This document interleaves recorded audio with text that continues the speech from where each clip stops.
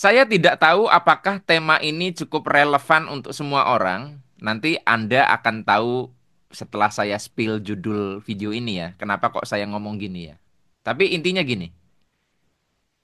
Mungkin ada di antara Anda yang bertanya di dalam hati atau mungkin sudah bertanya kepada beberapa orang yang Anda anggap pantas untuk Anda mintain nasihat.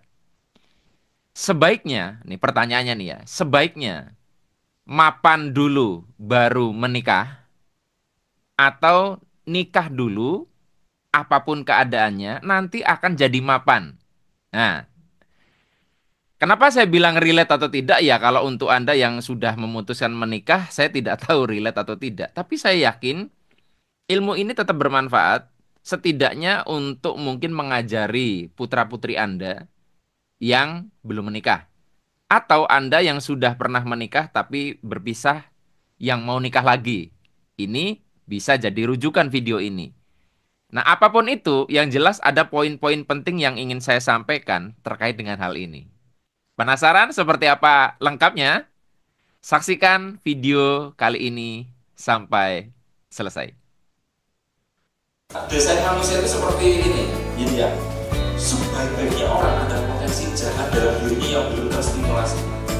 Sejahat-jahatnya orang ada kebaikan di dalam dirinya. Yang ini kalau kita sentuh terus ini mau besar.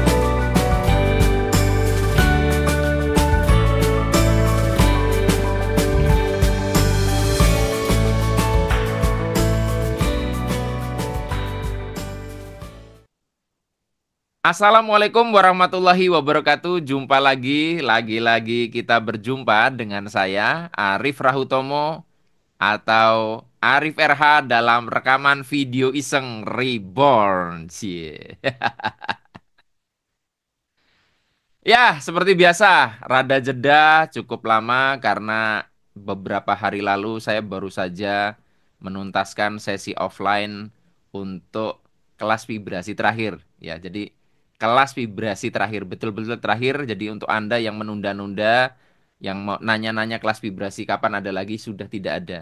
Terus kedepannya gimana? Ya, diamati aja apa yang terjadi dengan channel YouTube ini. Info apa yang akan diinfokan, dinantikan saja nanti ke depannya. Nah, tadi saya sudah sampaikan di bagian prolog tentang pertanyaan sebaiknya mapan dulu atau sorry, mapan dulu baru menikah atau nanti kalau menikah akan jadi mapan. Sebelum kita jawab secara konseptual, kita biasakan untuk melihat fakta sehingga kita tidak berteori tanpa dasar. Faktanya, yang benar yang mana di antara dua itu? Saya nanya kepada Anda. Kalau yang saya lihat, faktanya dua-duanya ada. Ada orang yang mereka itu mapan dulu baru menikah. Oke ya, kita bicara tentang mapan ekonomi ya. Kemudian ada yang beberapa teman saya sendiri yang nggak mapan-mapan setelah menikah jadi mapan. Nah, lalu ada fakta juga ada orang yang mungkin terprovokasi temennya itu setelah menikah jadi mapan, lalu dia dengan keadaan yang belum mapan memaksakan diri untuk menikah. Ternyata tambah hancur. Bukan tambah mapan tapi tambah hancur. Ada juga yang sudah mapan menikah juga bukannya tambah naik atau minimal stabil, tambah hancur juga. Terus yang bener gimana dong?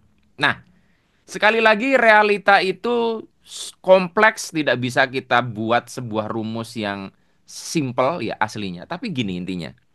Jadi saya punya poin-poin yang nanti Anda silakan catat ya. Saya tidak membuat plan untuk membuat video ini. Jadi apa yang keluar dari mulut saya mungkin antara random atau terstruktur. Saya tidak tahu. Jadi gini, kalau boleh dibilang saya ini orang yang cukup mapan. Walaupun ukuran mapan ini seperti apa, balik lagi ke ukuran masing-masing ya. Jadi saya tuh punya ukuran mapan ya. Ketika saya punya tabungan. Nah, tabungannya berapa? Ini juga subjektif. Saya punya sebuah keyakinan kalau mau nikah paling aman itu tabungan di angka puluhan juta. Nah, dan saat itu saya sudah di posisi itu.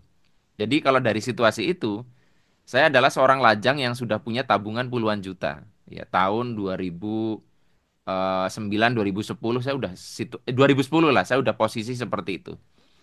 Nah, kelihatannya sih mungkin kecil untuk beberapa orang di antara Anda, tapi tahun 2010 punya tabungan puluhan juta tuh besar loh. Dan yang kedua adalah cari duit segitu banyak di era itu di mana internet masih belum seperti sekarang, medsos belum masif seperti sekarang, itu juga nggak gampang.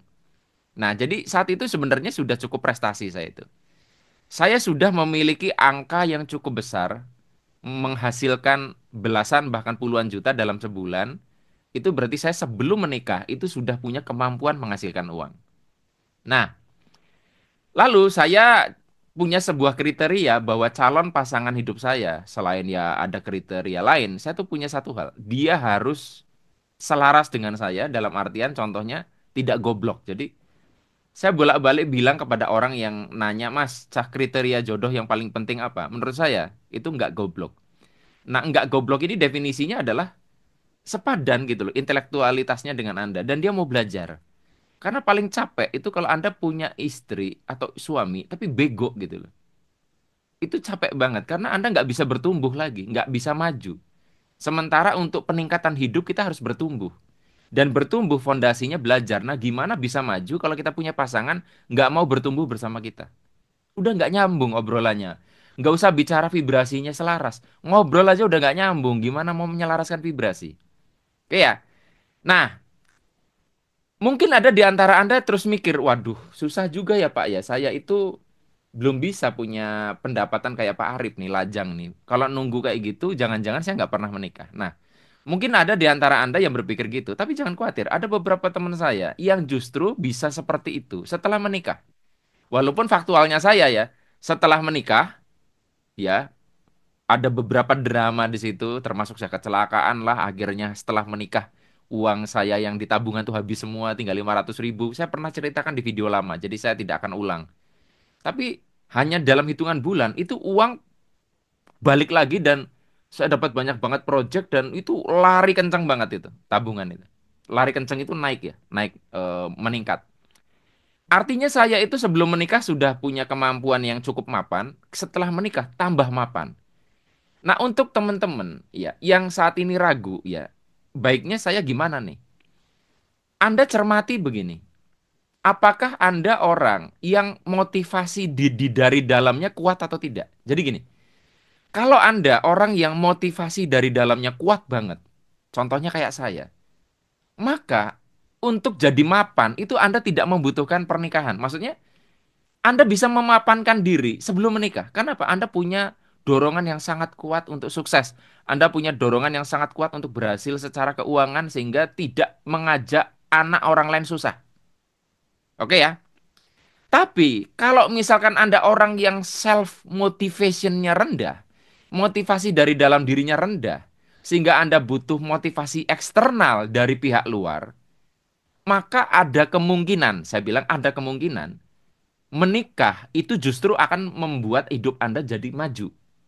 Jadi, kalau Anda motivasi dari dalamnya rendah, itu ditunggu-tunggu mapan dulu tuh rada lama. Justru nikah dulu, Anda dapat motivasi karena, wah ini Anda yang tadinya santai-santai gitu kan, nggak makan ya nggak apa-apa toh sendirian. Sekarang Anda punya anak, Anda punya istri. Nah, di situ Anda terbakar, meledak, Anda bisa maju.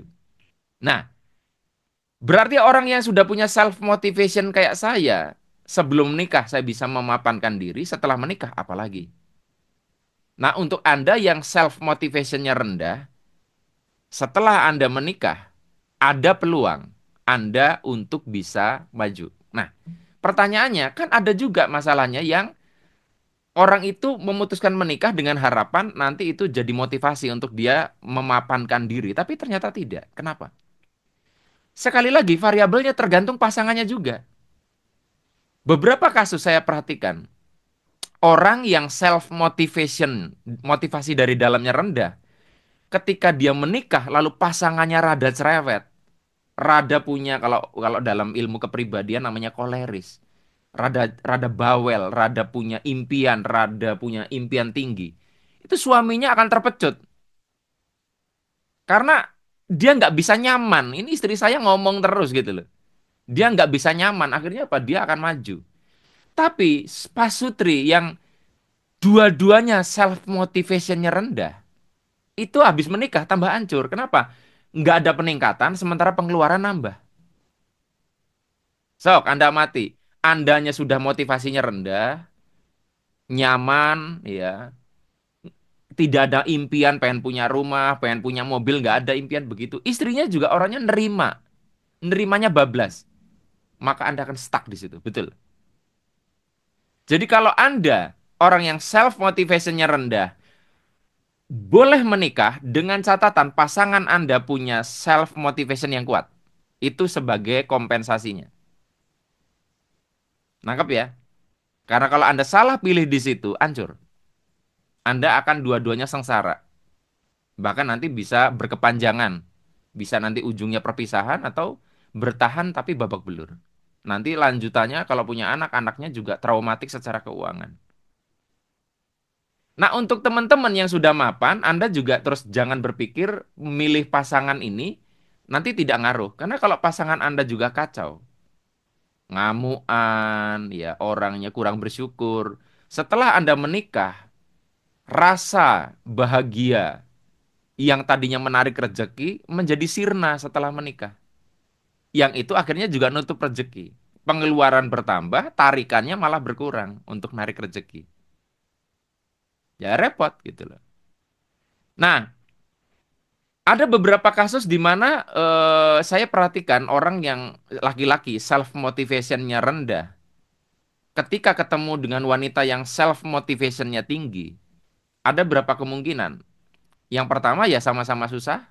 Sorry, sama-sama si suami akan terpecut maju atau suaminya ini terlalu betul-betul nggak bisa termotivasi dari luar juga, ya. Akhirnya istrinya akan memegang sebagai kepala keluarga. Yang sukses istrinya. Nah, di sini nanti akan di persimpangan. Apakah suami mau mengkompensasi ketidakmampuan dia memberi nafkah dengan melakukan pekerjaan-pekerjaan istrinya, atau malah jadi beban untuk istrinya, yang tulang rusuk jadi tulang punggung. Banyak loh kasus gini. Dan nanti bisa ujungnya bisa berpisah juga, karena si perempuan kan lama-lama ngapain juga gua punya laki-laki yang tidak tidak memenuhi kewajibannya. Nah, sekarang pertanyaannya, Pak, saya bukannya kurang self motivation, Pak. Saya tuh bekerja dari pagi sampai malam, Pak. Kerja keras. Tapi yo segitu-segitu aja. Nah, kalau di antara Anda sudah punya etos kerja yang luar biasa, lalu Anda tetap segitu-segitu aja, maka sudah jelas. Seperti yang saya bilang di video udah lama nih. Makanya saya bilang kan, nonton video saya itu jangan lompat-lompat. Ini adalah panduan bagaimana cara untuk menjadi member YouTube Arif RH Vibrasi. Member dengan subscriber itu beda. Jadi, Anda masuk ke halaman YouTube saya, Anda bisa lihat di sini, lalu di sebelahnya tombol subscribe, itu ada tombol gabung. Kalau pakai bahasa Inggris, ada subscribe, ada join. Nah, kalau Anda klik tombol gabung atau join itu, maka Anda akan mendapatkan tampilan seperti ini. Ada 4 pilihan menjadi member. Nanti Anda bisa baca sendiri, di situ dijelaskan berapa biayanya dan apa saja keuntungan yang Anda dapat dari setiap level. Dan yang paling murah Anda bisa bergabung dengan Rp19.900. Anda bisa menyimak video edisi spesial khusus member, video yang tidak bisa dilihat secara publik, durasinya 30 menit sampai 1 jam ya, lebih detail, lebih dalam. Ada sesi tanya jawab, ada diskon 100.000 kalau misalkan ada kelas online Arif RH dan seterusnya. Anda bisa baca. Nanti di sini Anda silakan ada pilih nih, mau bergabung di level 1 reguler, level 1 premium, level 2 reguler, level 2 premium. Kemudian bagaimana caranya ketika Anda mau bergabung? Ya, Anda pilih tadi, lalu Anda klik gabung. Ketika Anda klik gabung, Anda akan mendapatkan tampilan seperti ini. Ini contohnya. Misalkan saya pilih yang level 1 reguler, Rp19.900 per bulan. Nah, nanti di sini Anda tinggal pilih, Anda mau bayarnya itu pakai apa? Ada kredit card, debit card, ShopeePay, Dana, GoPay. Anda bisa setting. Nah, kalau misalnya, Pak, saya mau bayar pakai pulsa, tidak pakai opsi yang ditawarkan di awal ini, Anda tinggal setting dulu. Jangan langsung ke sini, Anda setting dulu di Play Store Anda. Anda masuk di HP Anda kalau Android, masuk ke Play Store, nanti Anda klik, Anda akan mendapatkan tampilan seperti ini.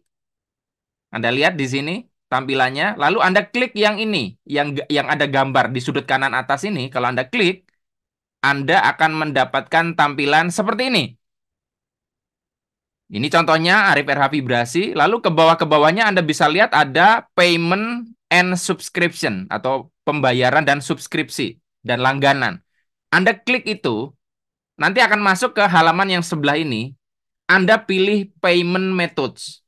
Nah, di payment methods ini nanti Anda bisa memasukkan apa mode pembayaran yang Anda akan gunakan sebagai yang untuk bayar membership. Silakan Anda setting sendiri di sini. Dan kalau Anda masih ingin tahu lebih banyak, Anda bisa klik More Payment Setting. Nah, kemudian nanti setelah prosesnya selesai, Anda akan mendapatkan email. Jadi tunggu sampai email ini masuk. Emailnya kurang lebih seperti ini. Welcome, Anda sudah jadi member. Nah, untuk memastikan apakah Anda sudah jadi member atau tidak, mudah saja. Anda buka lagi YouTube saya, nanti akan muncul yang namanya tab membership atau langganan. Jadi ini tab home, video, short, Anda ke kanan kan kalau pakai HP ya, digeser, nanti ada membership. Kalau diklik nanti muncul seperti ini. Anda akan melihat status Anda member level berapa, kemudian dan sebagainya dan sebagainya. Anda juga bisa ubah level Anda dari level 1 reguler mau jadi level 2 reguler misalkan. Anda bisa ubah kapan saja. Dan buat Anda yang sudah jadi member, Anda pastikan selalu cek tab community dan membership. Karena disitulah nanti Anda akan dapat info-info dan video-video terbaru untuk Anda simak. Untuk Anda yang menggunakan iPhone, ini tampilan Apple ID Anda. Silakan Anda nanti masuk ke Payment and Shipping. Kemudian nanti Anda ubah di sini. Kalau saya ini di sini pakai Mastercard, pakai kartu kredit, atau Anda tambahkan add payment method di HP saya yang satunya, iPhone juga, itu saya gunakan GoPay, bisa juga. Jadi silakan Anda setting sendiri di sini. Untuk yang punya iPhone. Jika Anda klik tombol join atau gabung dan Google tidak mengarahkan pada proses selanjutnya, dalam hal ini ada sistem error, maka Anda cukup klik saja link join atau link gabung yang saya informasikan pada bagian deskripsi video ini. Bagian deskripsi adalah uraian berbentuk teks yang ada pada bagian bawah dari video ini. Baik teman-teman, ini penjelasan singkatnya. Silakan Anda putar ulang jika belum paham, dan jika Anda masih kebingungan, silakan WA saya di nomor yang tertera ini. Tapi seharusnya kalau Anda menonton panduan ini dengan benar, dengan teliti, semuanya sudah jelas. Sampai ketemu di zona membership YouTube Arif RH Vibrasi. Ketika Anda sudah kerja keras, lalu hasilnya segitu-segitu aja, maka Anda nggak kerja cerdas. Kerja cerdas itu artinya Anda menggunakan otak Anda untuk menghasilkan uang. Karena kalau Anda hanya mengandalkan tenaga, ada limitasi, ada keterbatasan tenaga. Otomatis di situ Anda harus menukarkan waktu. Waktu Anda nggak cukup. Lalu sederhana pertanyaannya, dengan cara Anda sekarang bekerja itu, ada nggak orang yang mapan dengan cara itu? Kalau Anda lihat di luaran sana, orang yang bekerja seperti Anda, dan mereka akhirnya punya banyak utang, tidak mapan, orang yang lebih dulu di pekerjaan itu, masa depannya itu kayak gitu, ngapain Anda di situ gitu loh. Jadi lanjutannya panjang. Di awal Anda pastikan punya self motivation. Ketika sudah Anda punya self motivation, Anda kerja keras. Kalau masih mentok ya berarti masalahnya adalah alat di mana Anda bekerja itu apakah memungkinkan.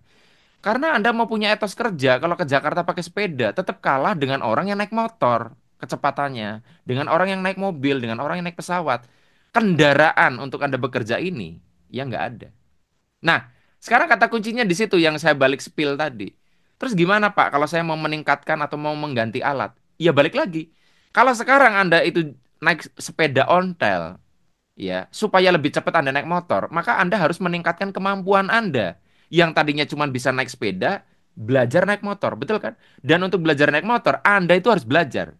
Dan dari yang bisa naik motor untuk belajar naik mobil, Anda juga harus belajar. Artinya, Anda tidak mungkin dapat kendaraan yang lebih baik, lebih hebat kalau Anda nggak bertumbuh. Nah, di sini yang saya bilang di awal tadi, ketika Anda itu memutuskan menikah, Andanya goblok, istrinya juga goblok, ya kalau yang laki-laki ya. Sudahlah, goblok itu akhirnya dekat dengan miskin.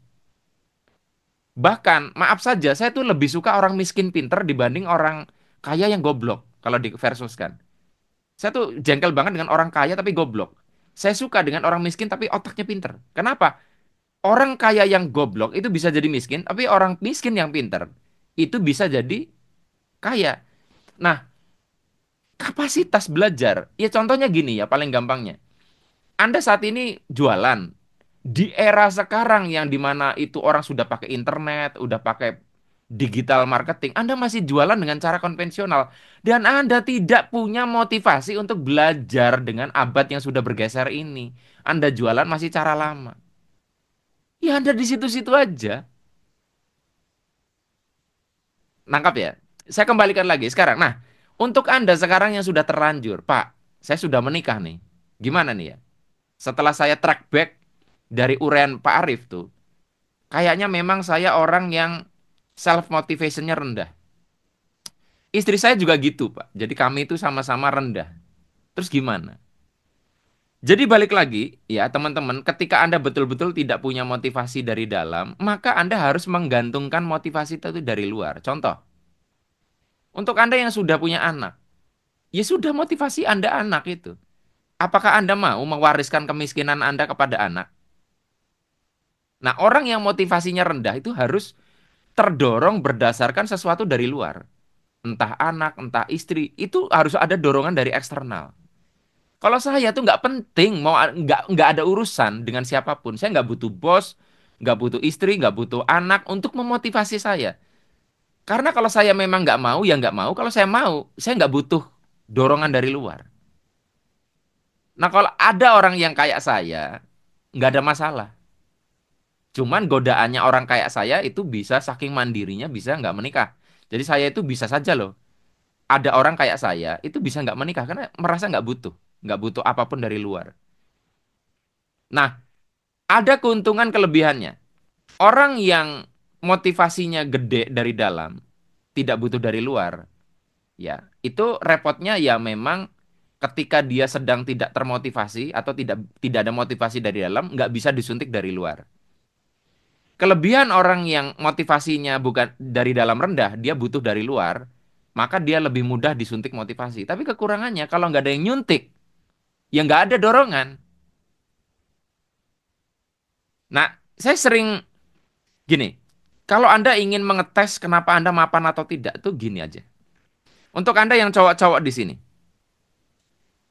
misalkan sekarang Anda naik motor nih, nggak ada yang salah dengan motor, tapi gini, ketika Anda hujan-hujanan, ya, kemudian istri Anda kehujanan, Anda bawa bayi kehujanan, sakit nggak? Ada rasa menderita nggak? Dan apakah Anda mau begitu terus? Kalau tidak ada, dengan judul bersyukurlah dan sebagainya, sangat mungkin Anda tidak akan berjuang untuk biar tidak kehujanan itu. Nangkap nggak maksud saya? Saya itu ketika melihat istri saya kehujanan naik motor, waktu bahkan belum menikah tuh kasihan banget. Saya harus beli mobil. Saya nggak mau istri saya kehujanan.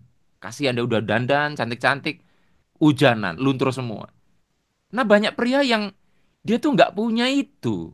Gimana mau mapan? Jadi kalau tidak ada Anda rasa-rasa seperti itu tuh sulit. Nah saya tuh sudah punya rasa-rasa seperti itu. Bahkan sebelum saya menikah. Kenapa? Karena waktu kecil, ya, ya ayah saya seorang guru yang ya tahu sendirilah guru SD.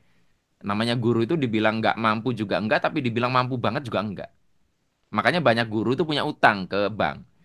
Nah, ketika saya kuliah, kan akhirnya bapak itu sewa sawah untuk diurus dan itu akhirnya melibatkan ibu saya. Jadi ibu saya sering ke sawah sampai sore. Saya juga sering nemenin kalau saya lagi nggak sekolah ya. Pulang kok istri ibu saya itu datang bajunya kotor. Saya tuh sedih banget sih Kak, melihat itu. Jadi sejak dulu, sejak SMP, SMA, kuliah, saya tuh sering menyaksikan ibu saya itu bekerja sangat keras. Jadi dari dulu tuh muncul sebuah tekad, saya tidak mau wanita yang berada bersama saya nanti itu menderita. Itu saya sudah punya tekad itu. Bahasa kasarnya, saya tidak mau menikahi orang lalu ngajak orang itu susah. Nah, kalau Anda perhatikan tren sekarang, orang mulai sadar tentang ini. Makanya angka pernikahan turun. Ya, angka pernikahan konon agak turun karena pria mulai berhitung, berpikir ini.